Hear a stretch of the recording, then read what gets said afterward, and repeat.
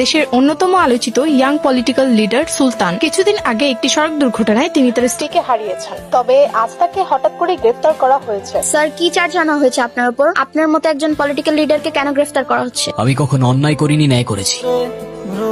উপরওয়ালা আমার জীবনটা এত মানুষের ভালোবাসায় জান্নাতের মতো বানালেও কিছু মানুষ সেটা নরক বানিয়েছে। আজকে থেকে তোমার আমার কিছু কথা মেনে চলতে হবে। তুমি তোমার ওই ফ্রেন্ডসদের সাথে আর মিশতে পারবে না। মিশতে পারবো না মানে? ওরা আমার ফ্রেন্ডস। ফ্রেন্ড হলেই হাক করবে, ইচ্ছা হলেই গালে টাচ করে দেবে, এমন কেমন ফ্রেন্ডস আমি বুঝলাম না। তুমি বুঝতে পারছো তোমার এই কথাগুলো কত লেম শোনাচ্ছে? ওরা আমার ব্যাচমেট আর আমার ফ্রেন্ডস থাকতে পারে না? না পারে না, এসব ফ্রেন্ডস এর কোনো দরকার নেই। না মানে তুমি বললার হয়ে গেল?